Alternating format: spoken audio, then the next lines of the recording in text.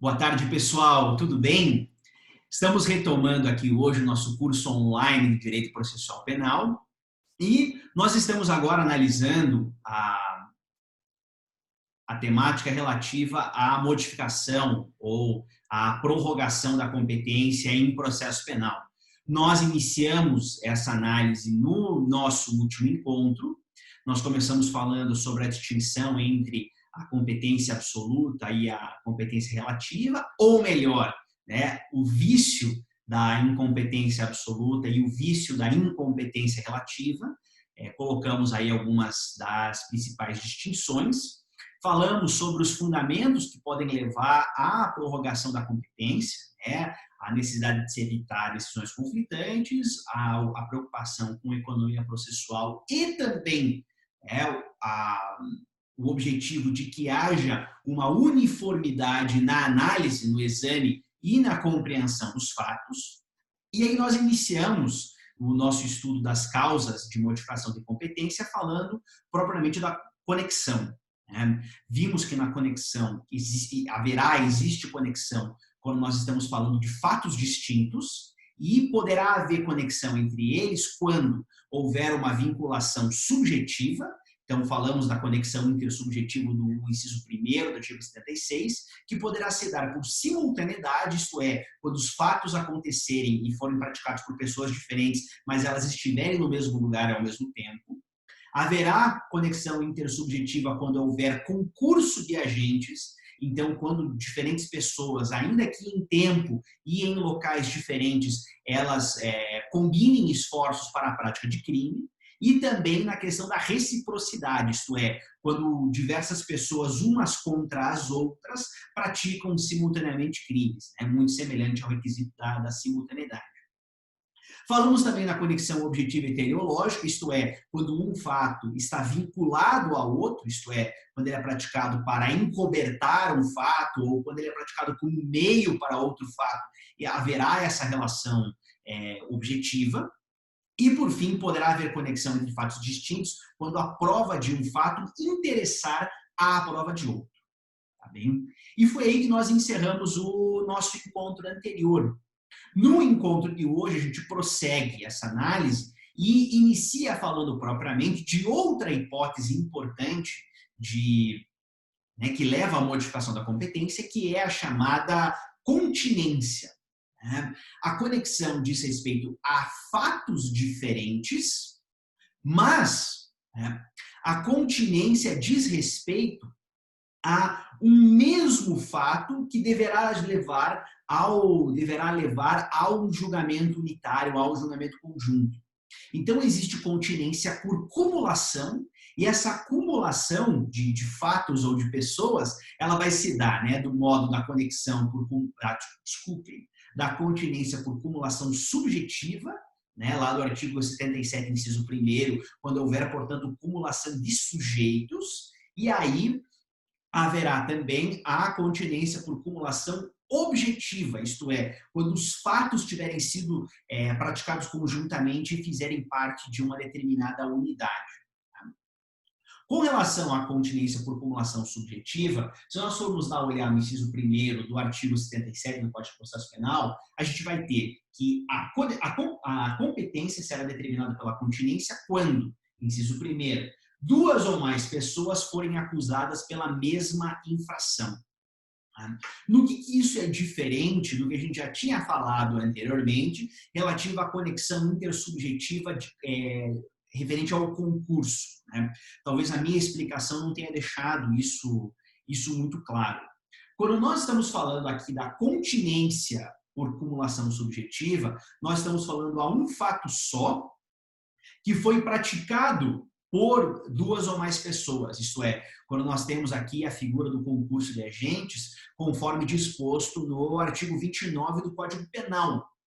Todo aquele que de algum modo concorre para o crime incidirá nas penas a este cominadas, e aí tudo aquilo que vocês já aprenderam na teoria do crime relativa à autoria, à participação, teoria do domínio do fato, etc. Então, quando a gente tem um único fato e concorrem para este fato mais de um sujeito, nós estaremos tratando ali de continência por cumulação subjetiva. Por outro lado, a conexão intersubjetiva relativa ao concurso diz respeito, né, à ocorrência de duas ou mais infrações praticadas por várias pessoas em concurso, embora diverso o tempo e o lugar. Acredito que isso possa se referir muito mais, né? Isso também está ligado a uma questão de divisão funcional do domínio do fato, né? Eu dei o exemplo do sujeito que manda em uma cidade e o ato é realizado em outra. Nós temos mais de uma ação, mas que faz parte de um mesmo delito, de um mesmo crime. Nesse ponto, né, o código é bastante confuso e não faz essa devida distinção, o que também não me ajuda muito aqui na transmissão do conhecimento. Mas penso que o concurso a que se refere o inciso 1º do artigo 76 também se refere ao concurso de crimes, isto é, quando houver crimes sendo praticados em concurso material, que aí nós vamos ter mais de um fato propriamente, diferente da continência por cumulação subjetiva, que a gente vai ter um único fato para o qual concorrem dois agentes, né? O exemplo do roubo, por exemplo, que eu dei no encontro passado, nós temos 3 sujeitos que praticam um roubo, eles fazem uma divisão funcional de tarefas, mas ainda que você tenha mais de uma conduta, trata-se ali de um fato só, né? Que seria o caso da continência.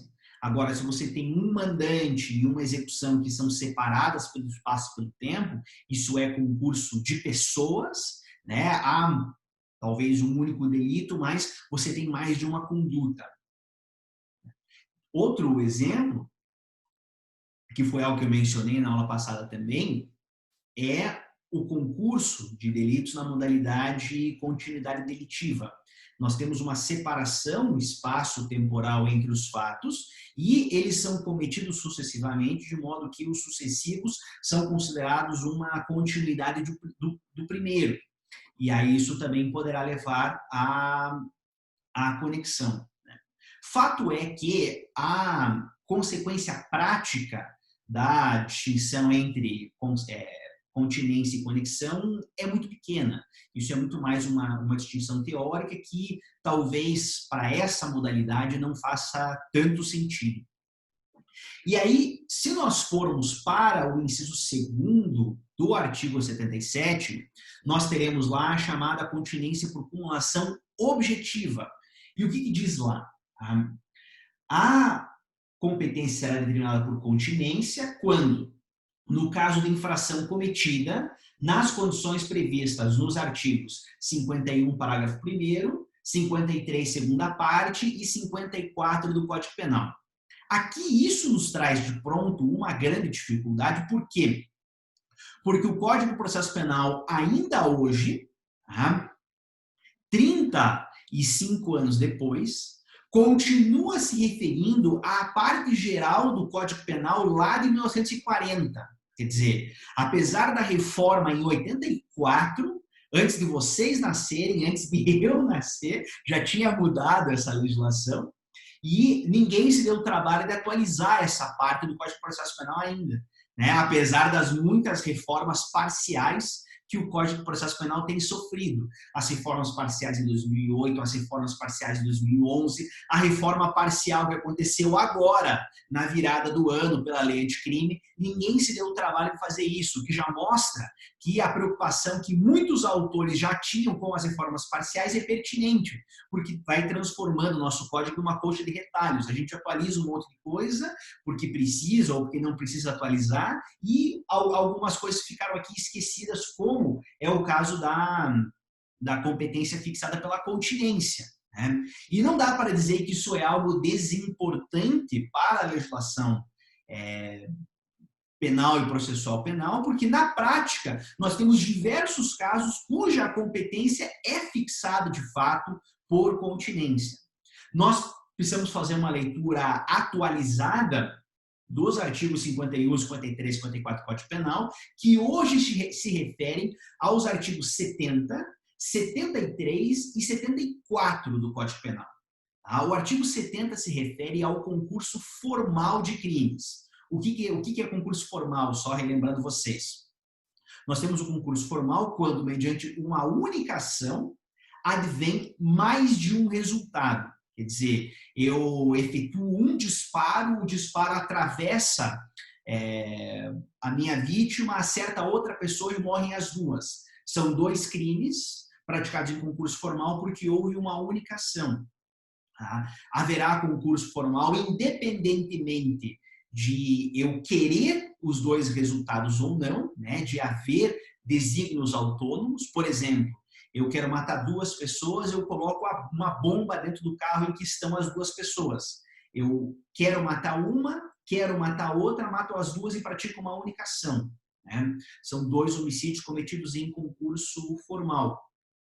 Isso é o mesmo que eu querer matar uma pessoa, coloco uma bomba no carro, entra a pessoa, mas entra mais duas pessoas lá que eu não queria matar. Eu pratico crime em concurso formal do mesmo modo, mas aí a consequência penal com relação, né, à existência ou não de desígnios autônomos desses resultados que advêm da conduta é o que disciplina o artigo 70 do Código Penal. Tá? Quando eu não tenho desígnios autônomos, eu aplico somente a maior das penas e exaspero ela de 1/6 até a metade. Quando eu tenho desígnios autônomos, quando eu tenho a vontade de ocasionar todos aqueles resultados que eu provoco, aí aplica-se a regra de acúmulo material das penas, como se eu tivesse praticado aqueles crimes em concurso material, tá? Seguindo a regra do artigo 69 do Código Penal. Algo um pouquinho diferente, deixa eu só puxar aqui na minha tela, é a figura do aberratio ictus, do artigo 73, e do aberratio criminis, do artigo 74. O que nós temos aqui? Né? No aberratio ictus, também conhecido como erro na execução, você tem um autor que, por acidente ou por erro, no uso dos meios de execução, ele, ao invés de atingir a pessoa que ele pretendia ofender, entendeu? Ele atinge a pessoa diversa. E nesse caso, ele vai responder como se ele tivesse praticado o crime contra aquela pessoa. E aí, o Código de Processo Penal se refere aqui à parte final desse dispositivo, que diz: no caso de também ser atingida a pessoa que o agente queria ofender, aplica-se a regra de concurso formal. Então, normalmente, quando há aberratio ictus, quando há erro na execução, eu somente respondo pelo crime que eu queria ter praticado. Eu queria praticar algo, acontece um erro, um desvio, e eu acabo somente atingindo outro resultado. Eu respondo pelo resultado que eu queria atingir. Agora, se por algum motivo, mediante essa única ação, advém dois resultados, o resultado pretendido e o resultado decorrente de erro na execução, eu aplico a regra do concurso formal. Eu, portanto, aplico somente a maior das penas e exaspero aquela pena. Não haverá aqui acúmulo material, porque a própria locução do dispositivo determina que não há desígnios autônomos, né? Houve de fato um desvio causal na execução desse delito. E por que isso atrai a regra de continência? Né? Porque eu terei dois resultados e, portanto, terei dois fatos. Eu terei o fato A, que deverá ter a aplicação das regras de fixação de competência do fato A, e eu terei o fato B, que é o que eu acabei praticando, que terá a aplicação das regras de fixação de competência.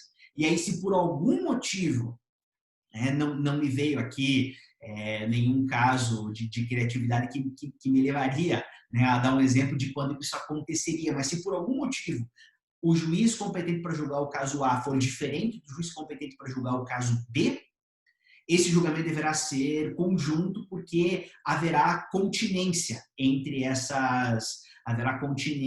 esses fatos, porque eles advieram da prática de uma única ação.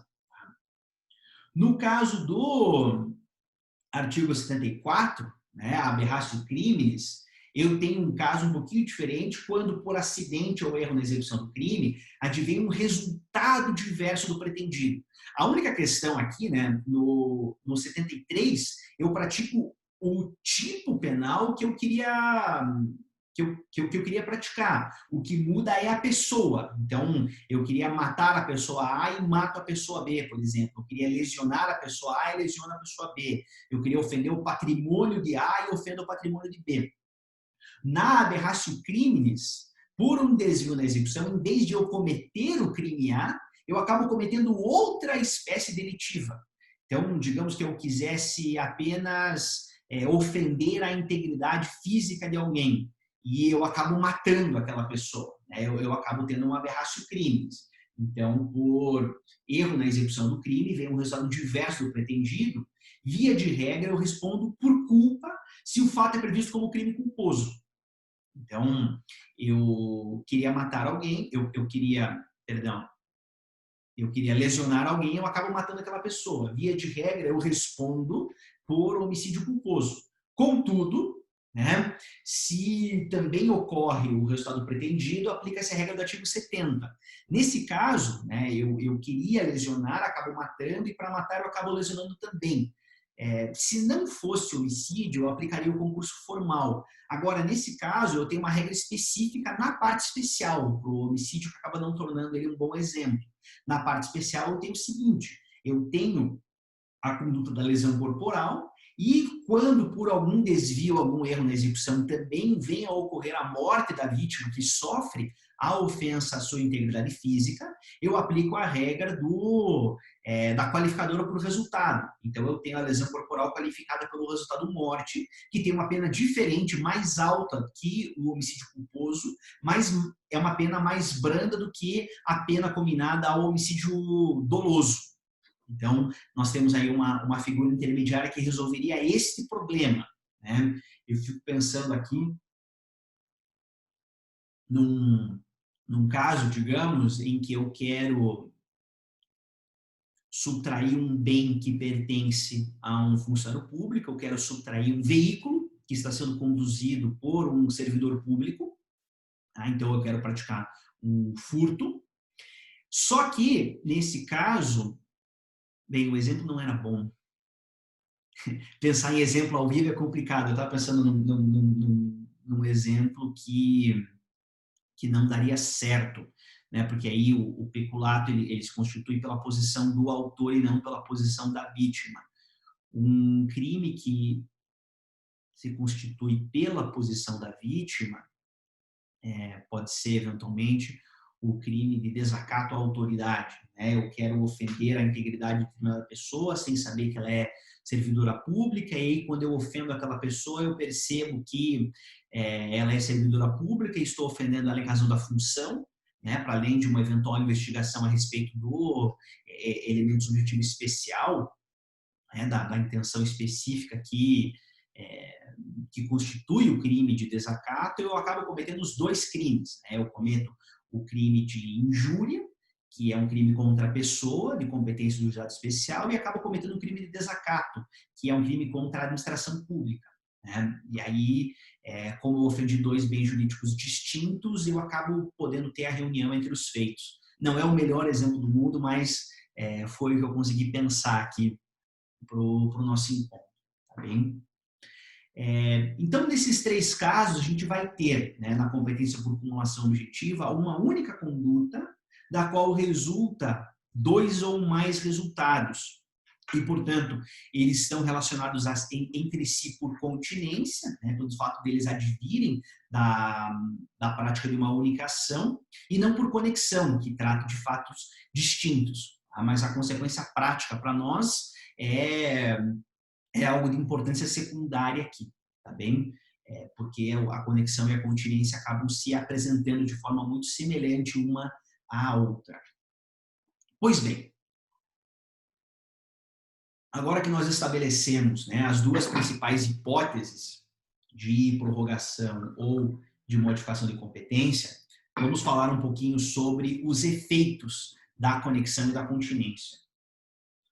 O primeiro e principal efeito, né, é o efeito do artigo 79, é o efeito previsto no artigo 79 do Código de Processo Penal, que nos diz: a conexão e a continência importarão a unidade de processo e de julgamento, isto é, os diversos fatos deverão todos eles ser processados nos mesmos autos, na mesma ação penal, e deverão receber um julgamento conjunto. Tá bem? Há, porém, algumas exceções a essa regra. As exceções são, né, a unidade de julgamento entre fatos distintos, ainda que haja conexão ou continência entre eles, quando um fato for de competência do juízo criminal comum e o outro fato for de competência do juízo da infância e da juventude. Digamos, por exemplo, que você tenha um roubo praticado ao mesmo tempo por um indivíduo maior de 18 anos e por um adolescente menor de 18 anos. O autor adulto tem capacidade penal, ele é, portanto, imputável e ele comete crime de roubo. Deverá ser processado perante a vara criminal comum. Por outro lado, aquele adolescente em conflito com a lei não comete crime de roubo.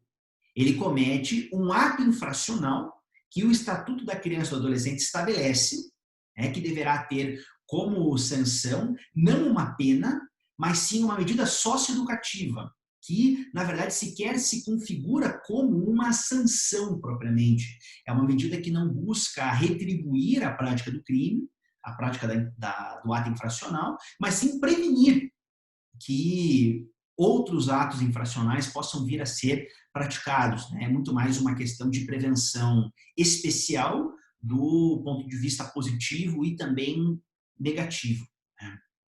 Então, evidentemente, o adolescente não poderá ser julgado por ato infracional perante o juízo criminal comum. Do mesmo modo, o adulto que possui capacidade penal não poderá ser julgado perante a vara da infância e da juventude, porque ela não tem competência criminal para tanto.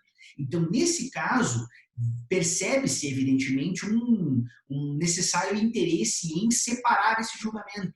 O objeto do processo é distinto. Aqui, nós vamos perquirir os fundamentos da culpa do autor adulto, maior e capaz.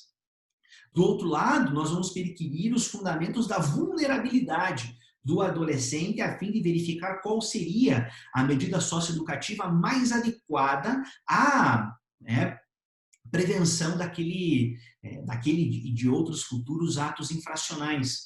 Então, não haveria sentido aqui na unidade de julgamento.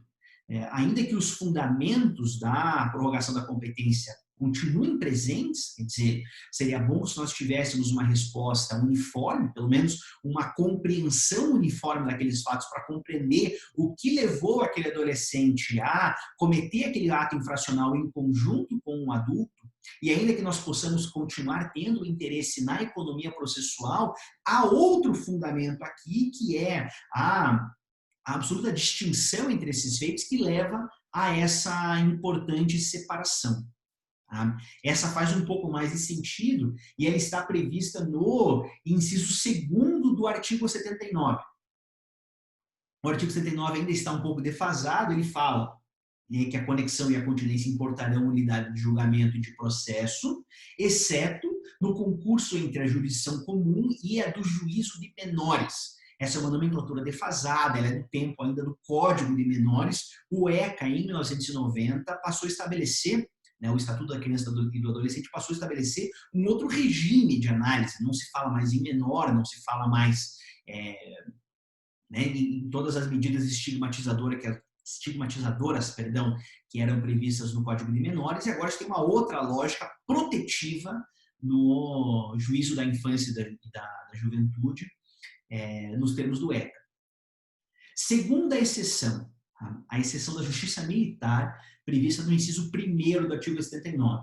Então, não haverá conexão, não haverá, porém, unidade de processo de julgamento em hipóteses de conexão e de continência, quando houver concurso entre a jurisdição comum e a jurisdição militar.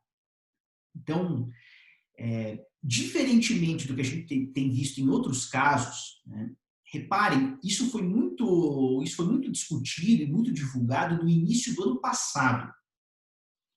O Supremo Tribunal Federal, em fevereiro, março de 2019, determinou que os processos, ou melhor, os crimes que tivessem sido cometidos em concurso com os crimes eleitorais previstos na lei eleitoral deveriam ser julgados conjuntamente e perante a justiça eleitoral, porque ela, enquanto uma justiça especial, prevalece sobre a competência da jurisdição comum, que é o caso da justiça estadual e também é o caso da justiça federal.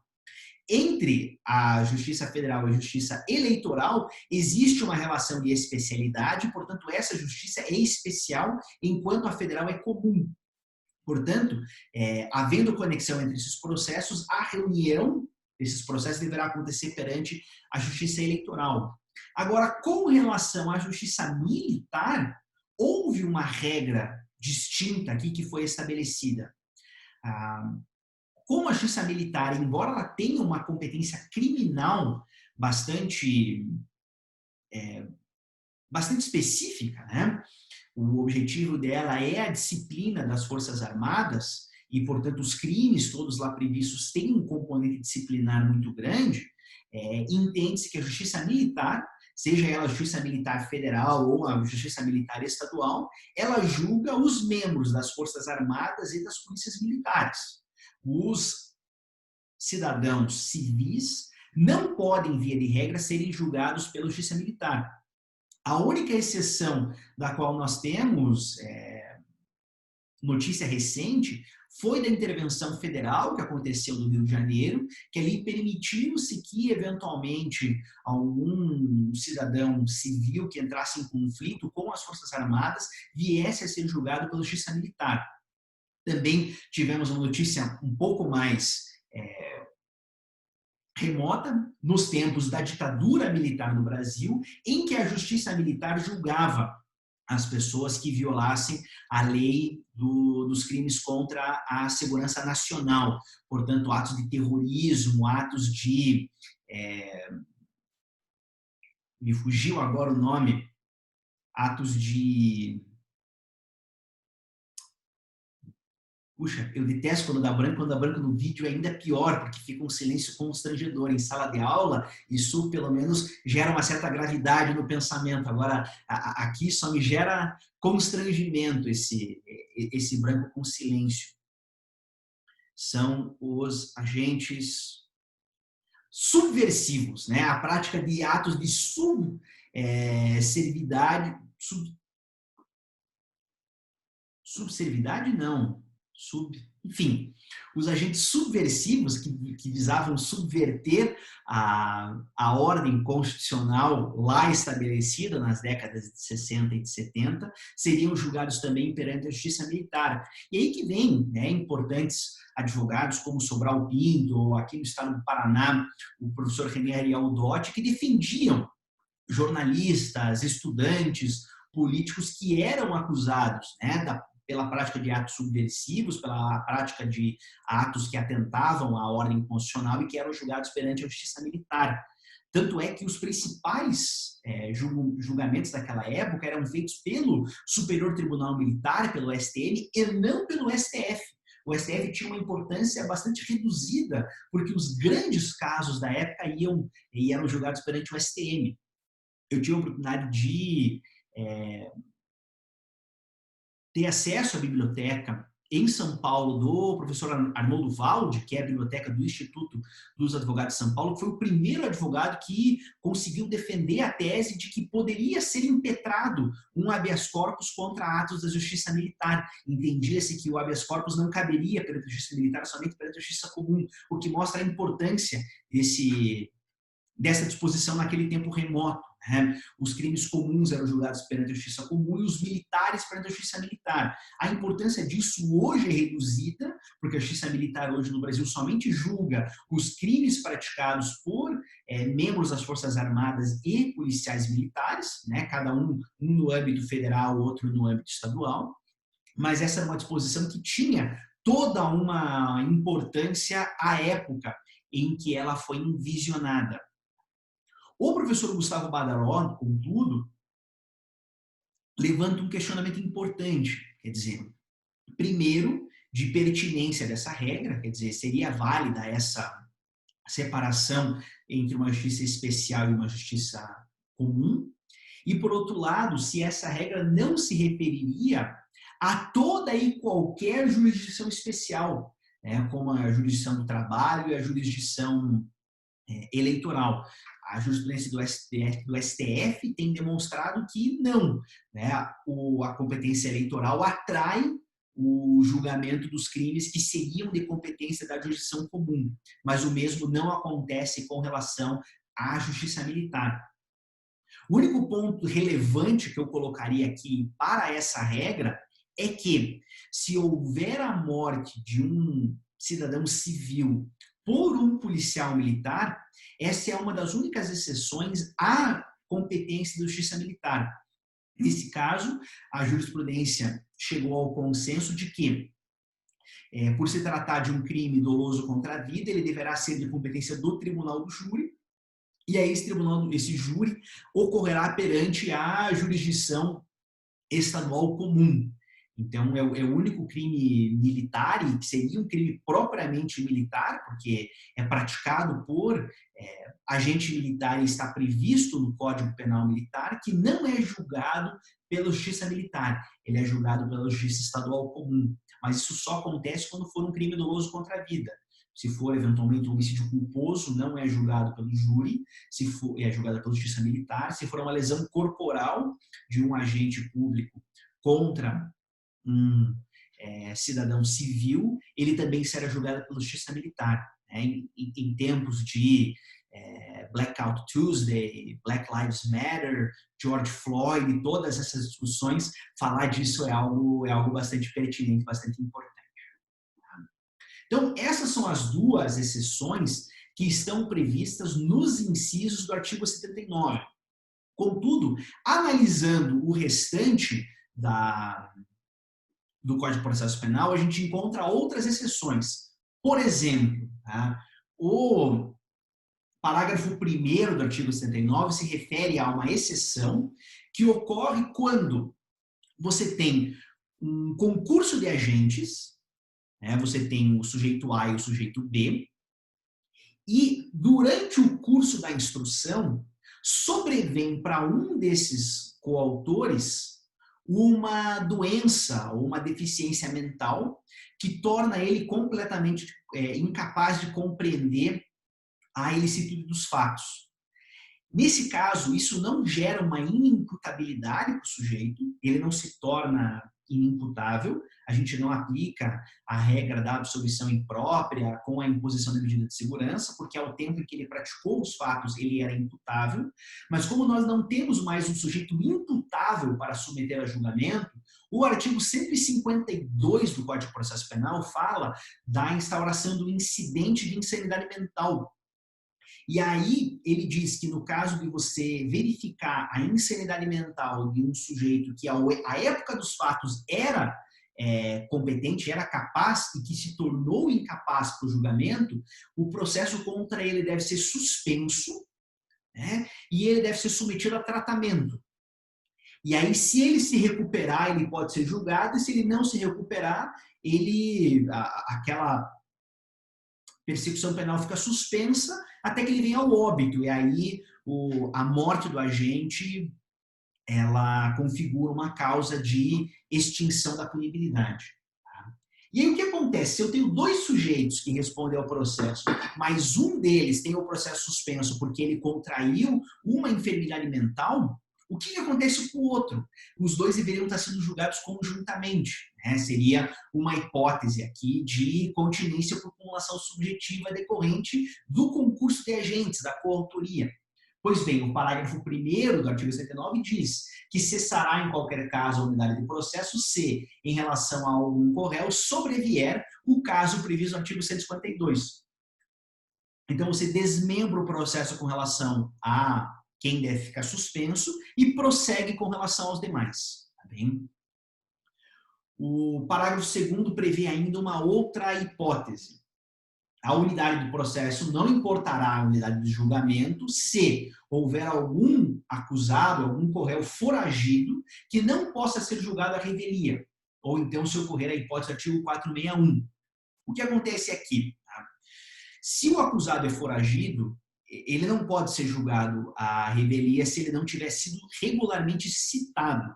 Tá? Mais para frente vamos falar da citação, né? Quando que a citação é real, quando que a citação é fixa, quando que a citação é ficta. Né? Mas se o acusado nunca é chamado para integrar o processo e não tem a oportunidade de constituir defesa, o processo não pode prosseguir com relação a ele. Então é necessário desmembrar o processo. O réu foragido fica com o processo suspenso até que ele possa ser encontrado e possa ser regularmente citado, e com relação aos demais, o processo deve seguir o seu curso. Diferente disso é se os acusados são citados, comparecem ao processo, constituem defesa e no curso do processo um dos acusados deixa de comparecer ao ato. Aí será decretada a revelia dele. A revelia no processo penal não tem o mesmo efeito material que ela tem no processo civil, então você não presume que os atos, que a imputação feita pelo Ministério Público é verdadeira. Você deve ter a oportunidade de produzir provas, de oferecer defesa, mas é possível que o julgamento aconteça sem a presença do acusado. Então, essa regra somente se aplica quando a separação for obrigatória.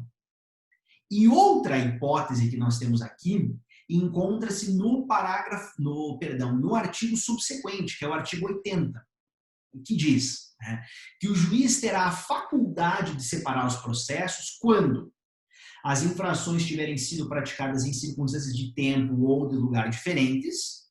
Então, por algum motivo, o juiz poderá desmembrar o julgamento desses processos, ou ainda, quando pelo excessivo número de acusados, para não lhes prolongar a prisão provisória, ou por algum outro motivo relevante, o juiz reputar conveniente a separação. Veja que aqui a gente tem duas situações distintas. Tá? Digamos que eu tenho um processo com muitos acusados. É uma operação, tem 30 acusados, e aí você tem diversos desses acusados que são presos. Fica claro, fica bastante evidente que demora muito mais você processar 5, 10, 15, 20 pessoas do que processar uma só. Por quê? Porque cada uma das 15 pessoas tem que ter a oportunidade de produzir defesa, de indicar testemunhas. Isso vai fazendo com que o processo se arraste.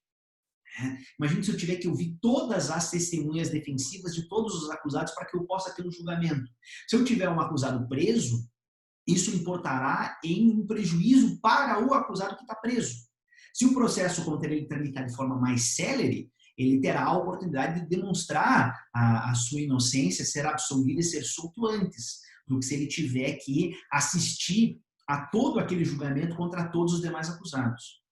Agora, a lei estabelece ainda que o juiz, mesmo que você não tenha um acusado preso e para não prolongar a prisão provisória, se o juiz entender que houver um excessivo número de acusados, e a lei não nos fornece nenhum critério objetivo para dizer o que é excessivo e o que não é, então se o juiz por algum motivo entender que tem acusado demais, ele por algum motivo que ele considerar relevante, sei lá, pode ser a adequação da pauta da vara, a adequação da pauta do juízo.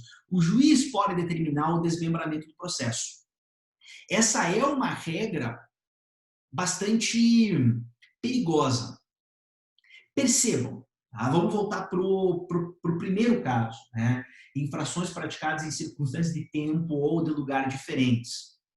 As regras de conexão e de continência já previram isso. Se eu tenho uma conexão por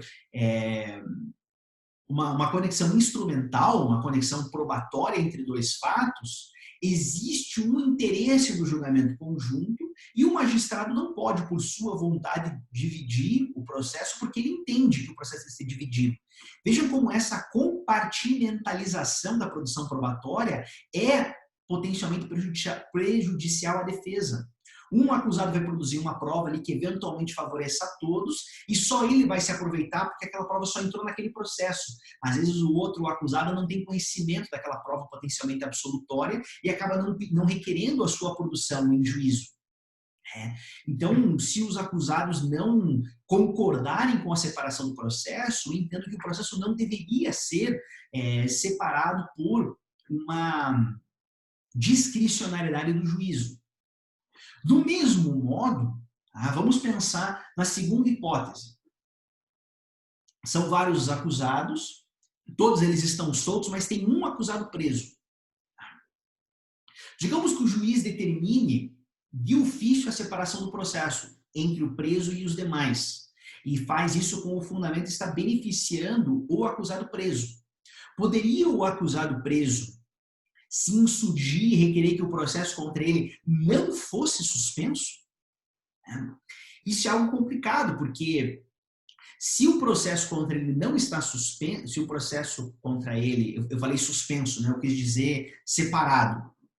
Se o processo contra ele está tramitando de forma separada em relação aos demais, a gente vai ter aquele problema de ele não poder se aproveitar, necessariamente todas as provas são produzidas lá, ele vai ter uma instrução mais rápida, então ele provavelmente vai ser julgado enquanto os outros ainda estão se defendendo, os soltos vão poder perceber o que está acontecendo no processo do acusado preso e já preparar, né, algumas teses defensivas que já possam se antepor aquilo que eles viram que não deu certo por outro acusado, quer dizer, o preso vira um balão de ensaio para a defesa de quem está solto. Então ele pode eventualmente vir a ser prejudicado. Eu me deparei com o seguinte caso recentemente.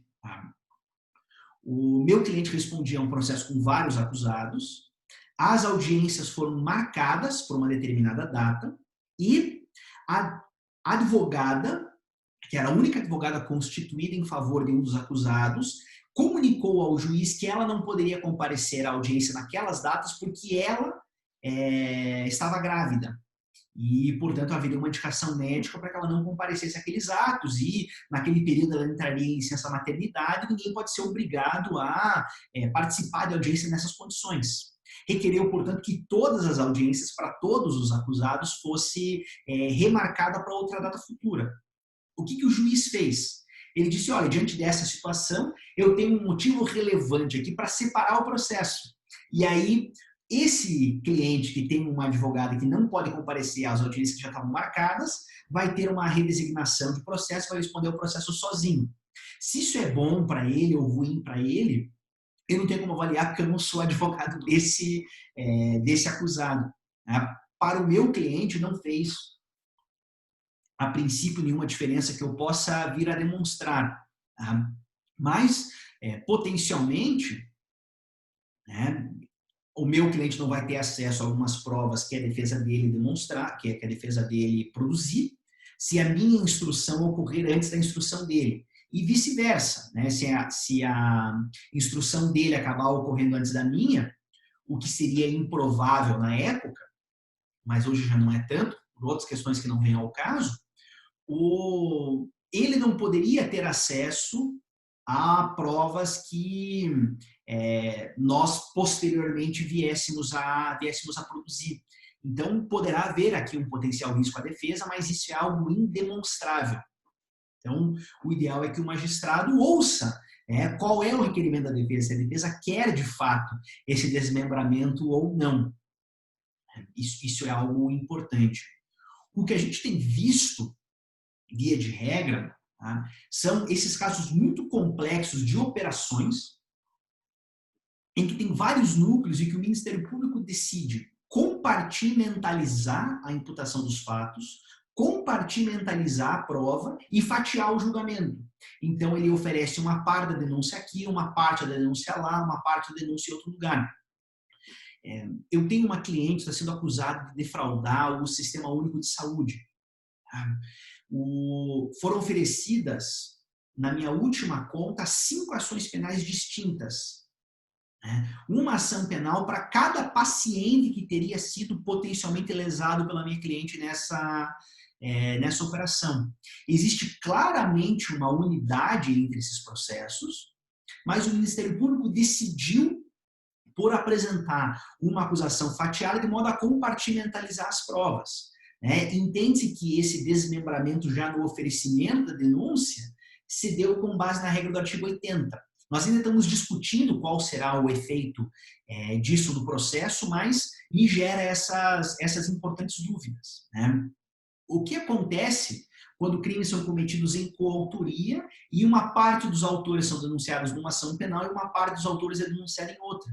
É o que acontece hoje no âmbito da Justiça Federal com relação a uma determinada operação, que os agentes públicos estão numa denúncia e os agentes privados, né? Então você tem muitas aspas aqui, tá? Não estou fazendo nenhuma espécie de pré-julgamento, apenas ilustrando o ponto, né? A visão do lado da acusação. Uma ação penal é para os corruptos, a outra ação penal é para, aspas, os corruptores. Claramente, né, a prova da corrupção que foi paga influi na prova da corrupção que foi recebida.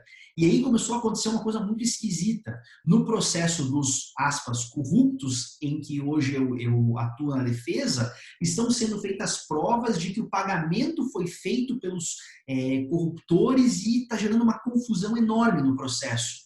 E eu não sei onde que isso vai dar. Espero que isso... É um desejo ruim para falar aqui como professor de vocês. Eu, como advogado, não tenho receio nenhum de dizer, né, que espero que essa confusão por parte do Ministério Público leve à impossibilidade de demonstrar a culpabilidade no caso. Agora, falar isso como professor para vocês é muito ruim, né? Torcer para que o trabalho do Estado em demonstrar a ocorrência de um crime seja mal feito para que isso gere impunidade. Olha que coisa ruim, né? É um risco muito grave, de fato, que se coloca. Então, o ideal seria, apesar de todas as dificuldades que isso gera, que fosse feito um processo uniforme para que as provas pudessem ser uniformemente produzidas e que o juiz pudesse uniformemente analisar esses fatos, tá bem? Agora, apesar de tudo isso que eu falei, apesar dessas 4 exceções aqui, 5 exceções, perdão, juízo da infância e da juventude, justiça militar, superveniência de doença mental, coacusado foragido e separação facultativa de processos, vejam que essas são exceções apenas ao primeiro efeito, que é o efeito da unidade de julgamento.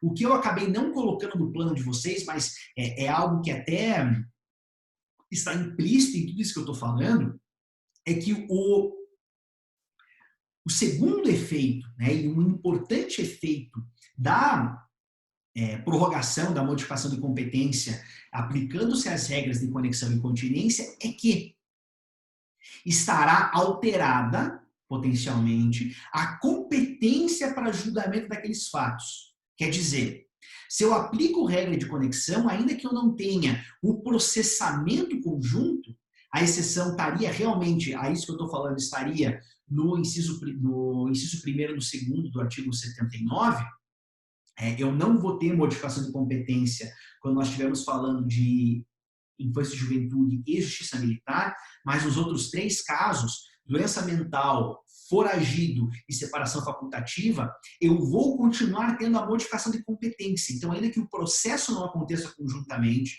por entender que o fato de um processo é conexo ao de outro, eles não serão julgados conjuntamente na mesma ação, mas eles serão julgados por um mesmo juízo.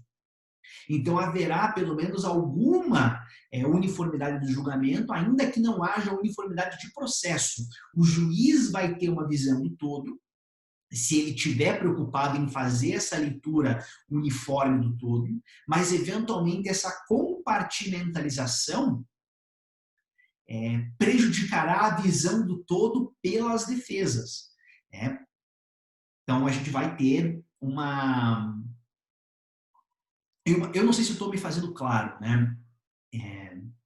Haverá uma unidade de julgamento, ou melhor, haverá reunião de julgamento daquele processo perante um mesmo juízo, ainda que o julgamento não aconteça ao mesmo tempo para aqueles 2 casos.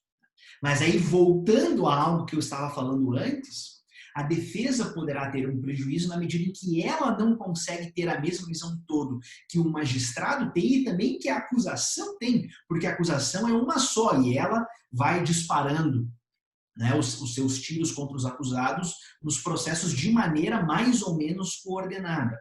Então, isso gera um potencial risco para as defesas.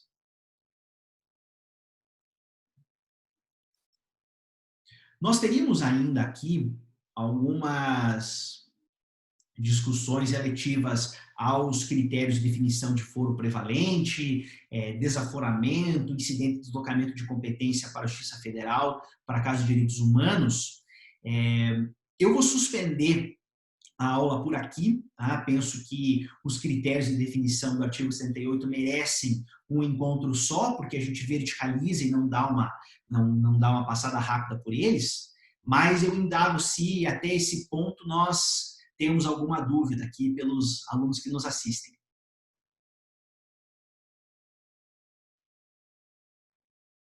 Então tá bem.